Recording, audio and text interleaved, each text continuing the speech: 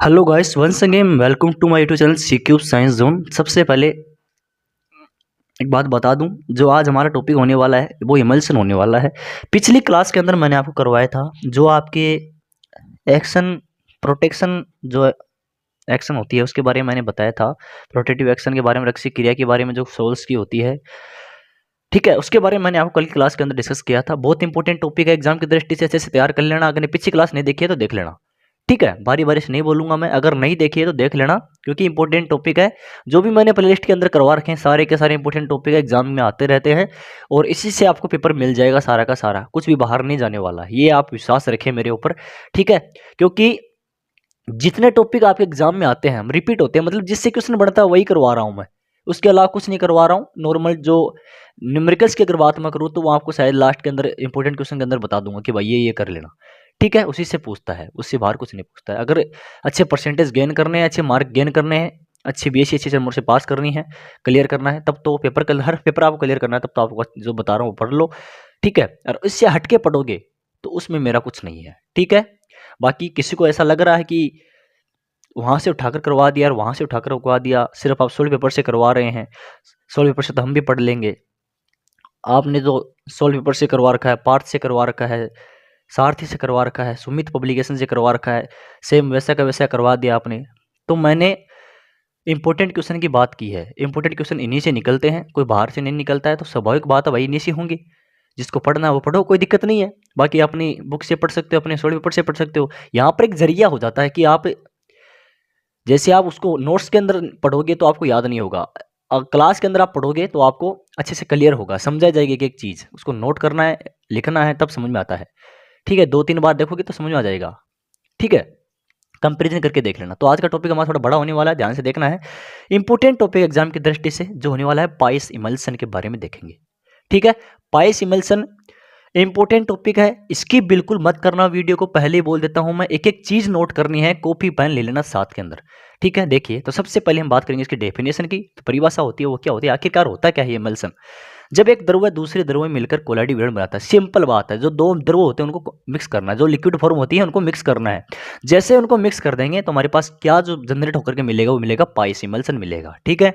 जब एक द्रव दूसरे द्रव से मिलकर कोलाइड विलयन बनाता है तब इसे पाइस कहते हैं, ठीक है। सेकेंड स्टेज की जो इसकी डेफिनेशन उसके बारे में बात करते हैं, वो देखिए क्या होता है। ऐसा कोलाइड विलयन या तंत्र, ऐसा कोलाइड विलयन या तंत्र जिसमें प्रक्षिप्त अपरावस्था और प्रक्षेपण माध्यम।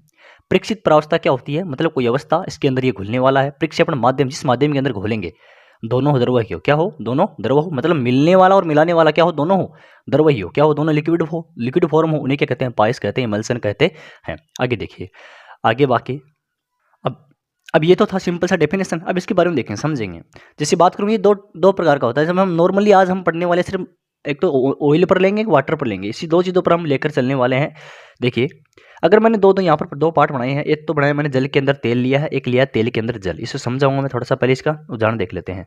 अब देखिए, मैंने इमल्सन क्या बताया था, पाइस के बारे में क्या बताया था कि भाई दो प्रक्षिप्त और प्रक्षेपण माध्यम के अंदर मिलाया जाता है दो मिश्रणों को, तो हमें पाइस मिलता है, इमल्सन मिलता है। सेम उसी प्रकार है। देखिए यहाँ पर जो है माध्यम क्या है आपका, जल है, और प्रावस्था क्या है आपकी, तेल है। इसके अंदर मिलाया गया, पानी के अंदर जल को मिलाया गया है, यहाँ पर तेल के अंदर जल को मिलाया गया है, ठीक है। तो तेल में जल, यहाँ पर है जल में तेल, ठीक है। उदाहरण देख सकते हैं, इसके उदाहरण देखेंगे। उदाहरण है, दूध भी पाइस है। दूध क्या है, एक पाइस है, इमल्सन है, जिसे द्रव्य वसाय में जल वितरित करती है।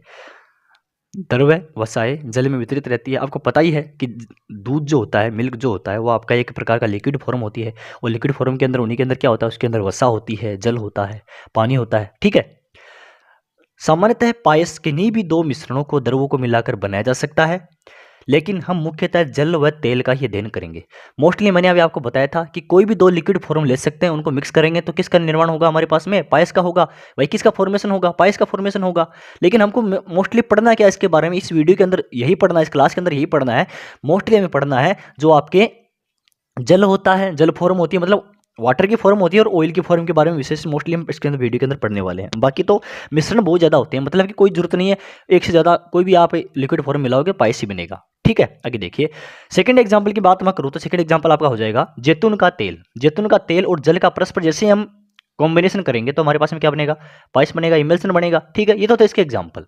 आगे देखेंगे हम दोनों पार्ट, जो हमारे दो पार्ट पढ़े हैं हमें अभी इसके अंदर, जल के अंदर तेल और तेल के अंदर जल, मतलब वाटर ऑफ ऑयल और वाटर ऑफ ऑयल।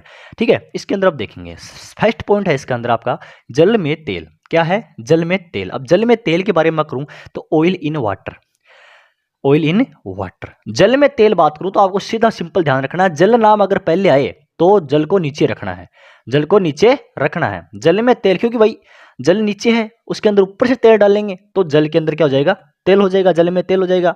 इसमें तेल की सूक्ष्म बूंदें मिली हुई होती हैं, दूध इत्यादि हो जाएगा। इसके अंदर एग्जाम्पल की बात मैं करूं, दूध हो जाएगा इत्यादि। ठीक है, मतलब कुछ भी ले सकते हैं आप, क्रीम हो जाएगी।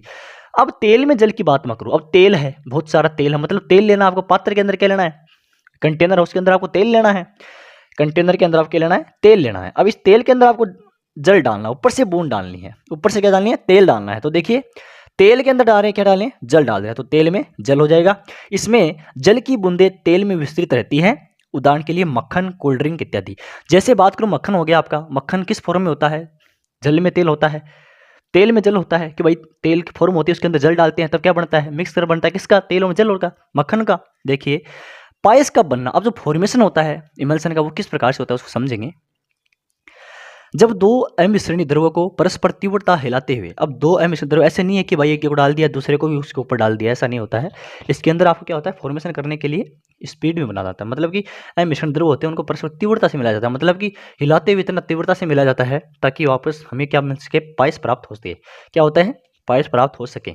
ठीक है, तो समझ गए कि जब दो अमिश्रणीय द्रवों को परस्पर तीव्रता से मिलाते हैं तब क्या होता है, पायस प्राप्त होता है। आगे देखिए, अब स्थायी पायस प्राप्त करने के, एक तो होता है इसके अंदर स्थायी पायस, एक होता है अस्थायी पायस। अब स्थायी पायस की मैं बात मैं करूं तो देखिए, स्थायी पायस प्राप्त करने के लिए इसमें तीसरा पदार्थ में मिलाया जाता है। अब आपको नॉर्मली अगर इमल्सन निकालना है तब तो आप नॉर्मली लिक्विड को मिला सकते हैं, लेकिन आपको एक स्टेबल इमल्सन चाहिए, स्थायी आपको इमल्सन चाहिए, तो क्या करना, आपको थर्ड पार्ट मिलाना पड़ेगा, मतलब तीसरे की सहायता लेनी पड़ेगी, जिसे पायसी कारक कहते हैं। अब जैसे इसके अंदर तीसरा पार्ट घुसा, उसका वैल्यू क्या, उसका नाम क्या हो जाएगा, पायसी कारक के, भाई इसी के कारण ये पायसीकरण हुआ है। ठीक है, पायसी कारक क्या कहलाते हैं, जिसकी वजह से पायसीकरण की प्रक्रिया संपूर्ण होती है, उसे पायसी कारक कहते हैं। सामान्यतः साबुन, अपमार्जक हो गया, गम हो गया जो आप गोंद होती है, एगार हो गया, एगार प्रोटीन हो गया, आदि सभी पायसी कारक ही काम करते हैं। ठीक है, एग्जाम में आ सकता है कि भाई पायसी कारकों के नाम लिखिए, कोई भी दो पायसी कारकों के नाम लिख सकते हैं। पायस का आपका डेफिनेशन पूछ लेगा, इसकी प्रोसेस पूछ लेगा, फॉर्मेशन ऑफ मेथड, इसका बनाने का तरीका पूछ लेगा, फिर एग्जाम्पल पूछ लेगा। तो क्या करना है, पायसी कारक एग्जाम्पल लिखने हैं, तो क्या लिखने हैं आपको, साबुन हो गया, अपमार्जक हो गया, गरम वो गम हो गया, मतलब गोंद हो गया, एगार हो गया। ठीक है, ये लिख लेना है। अब देखेंगे पायसीकरण मिलाकर किसी पायस में स्थायीकरण के पायसीकरण कहते हैं, मतलब अब प्रोसेस क्या होती है भाई, पायसीकरण की प्रोसेस क्या होती है बताइए। तो किसी पायस के अंदर जो क्रिया होती है उसके अंदर अगर पायसिक कारक को मिला दिया जाए, क्या मिला दिया जाए, पायसिक कारक को मिला दिया जाए, तो स्थायीकरण की जो प्रोसेस होती है, जो प्रक्रिया होती है, उसे क्या कहते हैं, पायसीकरण कहते हैं। क्या कहते हैं, पायसीकरण कहते हैं। आगे देखिए, properties of emulsion, properties of emulsion आगे इंपॉर्टेंट टॉपिक है ये भी, प्रॉपर्टीज ऑफ इमल्सन। अब ये देखेंगे, फिर इसके यूजेज देख लेंगे, उसके बाद ही हमारा टॉपिक कंप्लीट आज का। देखिए नेक्स्ट टॉपिक में पढ़ेंगे, नेक्स्ट इंपॉर्टेंट टॉपिक के साथ में।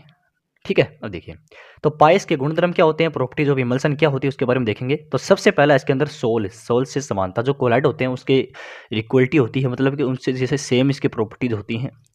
जिस प्रकार के गुण कोलाइड विलियन द्वारा प्रदर्शित किए जाते हैं, ये पायस भी सभी समान उसी तरह के होते हैं। जिस प्रकार आपका कोलाइड विलियन होता है, जो सोल होता है, उसकी जो प्रॉपर्टीज होती है, सेम उसी तरह की प्रॉपर्टीज किसकी होती है, आपकी इसकी होती है। ठीक है, ये कोलाइड के समान ही ब्राउनी गति बताते हैं, जो आपकी जिगजैग मोशन होती है उसके बारे में बताते हैं, कण संचलन के बारे में बताते हैं, इलेक्ट्रिक जो आपकी पार्टिकल वाली जो मोशन है उसके बारे में बताते हैं, टिंडल प्रभाव जो होता है, टिंडल इफेक्ट उसके बारे में बताते हैं। सभी गुण प्रदर्शित करते हैं, जो भी आपके कोलाइड विलियन प्रदर्शित करते हैं वो सारे के सारे प्रॉपर्टीज आपके क्या उनको बताता है, आपके ये आपकी पाइस बताती है, इमल्सन बताते हैं। ठीक है, मतलब ये एक पहला पॉइंट तो बहुत क्लियर है, आराम से आसानी से समझ में आ जाएगा कि भाई जो भी प्रॉपर्टीज होती हैं इसकी वो सारे के सारे कोलाइड सोल के अकॉर्डिंग होती है, उसके अंदर सेम मिलती है। तो पहला प्रॉपर्टी याद हो गया। सेकंड आपका विपायसीकरण क्या होता है, डिमोलाइजेशन क्या होता है। देखिए डेमोलिफिकेशन क्या होता है, देखिए यदि विपायसीकरण है, विपायसीकरण की बात मैं करूं तो इंपॉर्टेंट है, ध्यान में रखना, एक एक चीज सरल है, इजी है एकदम, कोई दिक्कत नहीं है इसके अंदर। यदि पायस में कोई ऐसा पदार्थ मिला दें, अब क्या करना है, इमल्सन में पदार्थ मिला रहे हैं, ध्यान में रखना है, इमल्सन में पदार्थ मिला दे। दूसरा जो आपको बताया ना मैंने, वो पायसी कारक है, पायसी कारक बताया था, उसी तरह ये यदि पायस में कोई ऐसा पदार्थ मिला दें जो पायसीकृत को नष्ट कर दे, अभी उसकी प्रोसेस बिल्कुल उल्टी हो जाएगी। उसमें क्या हुआ था, पायसीकृत किया था, मतलब पायसीकरण की प्रोसेस हुई थी। इसमें जैसे ही पायस के अंदर कोई ऐसा पदार्थ मिलाएंगे जिससे क्या होता है, प्रोसेस ही खत्म हो जाए, क्या हो जाए, पायसीकरण की जो प्रोसेस है वो खत्म हो जाती है, तो पायस भी नष्ट हो जाता है, अर्थात दोनों अवयव पृथक परत बना लेते हैं। इस प्रक्रिया को क्या कहते हैं, विपायसीकरण कहते हैं। मतलब जैसे ऐसा कारक डालेंगे उसके अंदर जो प्रोसेस है पायसीकरण की, वो आपकी बिल्कुल खत्म हो जाती है, मतलब उसका कोई आगे फॉर्मेशन नहीं होता है, और दोनों की क्या होती है, अलग अलग परत, दो अलग अलग आपको लिक्विड लिए थे वो दोनों अलग अलग हो जाएंगे। ठीक है, यही क्या होती है, विपायसीकरण होता है। ठीक है, वी का मतलब होता है विपरीत पायसीकरण, मतलब पायसीकरण के प्रोसेस की विपरीत जो प्रक्रिया होती है वो क्या करती है, विपायसीकरण कहलाती है। इसे इस शब्दों में याद रख सकते हैं। इसके एग्जांपल की मैं अगर बात करूं, दूध में उपकेंद्र द्वारा क्रीम को पृथक करना, आप विपायसीकरण कहलाता है। आपको पता है, जैसे हम पहले देखते हैं कि जब हम दही से वो घी निकालते हैं तो क्या होता है, उसको घुमाया जाता है, जितना घुमाएंगे, हम बताया था तीव्र गति से करेंगे प्रोसेस, तो क्या होता है लास्ट में उसका मक्खन है ना वो अलग हो जाता है, किससे होता है, छाछ से। वही प्रोसेस क्या होती है, अब दोनों सेम थे, वही स्टार्टिंग में दूध में क्या होता है, दूध में तो होता है मक्खन, अब अलग पार्ट हो गया कौन सा, छाछ वाला हो गया, और दोनों अलग अलग हो गए, क्योंकि क्या हो गया, कि वहां पर क्या हो गया, विपायसीकरण हो गया, क्या हो गया, विपायसीकरण हो गया। तो ये प्रक्रिया होगी विपायसीकरण की। आगे देखिए, अब नेक्स्ट जो है इसका गुणधर्म प्रॉपर्टी, वो आपकी तनुता की, डाइल्यूशन की। अब डाइल्यूशन की बात मैं करूँ, तनुता की बात मैं करूँ, देखिए दर में मिलाकर हिलाने पर, जैसे ही किसी लिक्विड को मिलाते हैं उस पर हिलाते हैं, उसको एक पृथक परत बना लेता है। तो क्या होता है, पृथक परत बना लेता है, इसमें तनुता का गुण पाया जाता है। इसमें क्या होता है, डाइल्यूशन का क्या होता है, प्रॉपर्टी होता है। इसी गुण के आधार पर ज्ञात होता है कि पाइस O/W है या फिर W/O है। अब तनुता जो होती है आपकी, डाइल्यूशन क्या होता है, उसके अकॉर्डिंग क्या पता चलता है, हमें ये पता चल जाता है कि ये आपका जल में तेल का मिश्रण है या फिर तेल में जल का मिश्रण है। ये आपको मैंने बताया था कि भाई तेल में जल डालेंगे तो क्या हो जाएगा, ऊपर आ जाएगा ऑयल, नीचे आ जाएगा जल, और जल में तेल डालेंगे तो ऊपर आ जाएगा वाटर, नीचे आ जाएगा ऑयल आ जाएगा। ठीक है, तो यूज ऑफ इमल्सन। अब हम देखेंगे पायस के उपयोग क्या क्या है, किस काम में इसको उपयोग लेते हैं। देखिए, सबसे पहले बात करूं मैं दैनिक जीवन में उपयोग। अब जो हमारी नॉर्मल लाइफ के अंदर, डेली लाइफ के अंदर क्या इसका यूजेज है वो देखिए, दूध, मक्खन, कॉफ़ी, आइसक्रीम, फ्रूट जेली, जो फ्रूट जेली होती हैं सभी पायस की होती हैं, ये सभी क्या होते हैं, इमल्सन होते हैं। ठीक है, औषधि के रूप में, अब मैं बात करूं इसको औषधि के रूप के अंदर कैसे, मेडिसिन के रूप में कैसे यूज करते हैं। पायस के रूप में औषधि ज़्यादा प्रभावकारी होती है। अब पायसीकरण का मतलब ये होता है, जैसे हम किसी औषधि को लेते हैं, डॉक्टर दवा देता है, तो एक तो हम नॉर्मली उसको पीते हैं, जैसा उस दवा बॉक्स के अंदर आई थी, उसको उस ढक्कन के अंदर डाला और हमने पी लिया, वो इतना अधिक प्रभावकारी नहीं रहेगा। अगर हम उसको गिलास में डालेंगे, उसके अंदर पानी मिला करके लेंगे, तो वो ज़्यादा प्रभावकारी रहेगा, मतलब वो उससे ज़्यादा इफेक्टिव रहेगा। तो ये ध्यान में रखना है। आज से एक चीज़ भी और ध्यान में रखना है कि औषधि जो भी होता है उसको पानी मिला करके लेना है, ऐसे मत पीना है। ठीक है, तो पायस में रूप में औषधि ज़्यादा प्रभावकारी होती है। सौंदर्य प्रसाधन में, अब जो आपके जो मेकअप के सामान होते हैं, जो हमारी महिला शक्ति के जो लेपा पोती का सामान है, उसके बारे में देखेंगे। सौंदर्य प्रसाधन में क्या होता है, कोल्ड क्रीम हो जाएंगी, वेनिशिंग क्रीम हो जाएंगी, जो चेहरे को चमकाने वाली जो क्रीम होती हैं, वेनिशिंग क्रीम वाली, उसके बारे में, और कोल्ड क्रीम जो ठंडी जो भी क्रीमें होती हैं, मुंड जो आपका चेहरा होता है, मूड के अकॉर्डिंग आप भाई चेहरे पे ठंडक करवाने चले जाते हैं, तो क्या होता है वहाँ पर कोल्ड क्रीम लगाई जाती है, जिससे आपको चेहरे पर पूरे ठंडक महसूस हो। वेनिशिंग क्रीम मतलब कि चमक करने वाली क्रीम। उद्योग में, मतलब इंडस्ट्री में क्या इसके यूजेज है, इंडस्ट्री के अंदर चमड़ा उद्योग हो गया, चमड़ा उद्योग में इसका सर्वाधिक किया जाता है उपयोग। ठीक है, चमड़ा उद्योग में सर्वाधिक इसका उपयोग किया जाता है। तेल, पेट व पेपर, जो तेल हो गया तेल उद्योग में, पेंट उद्योग में, पेपर उद्योग में भी पायस का प्रयोग किया जाता है।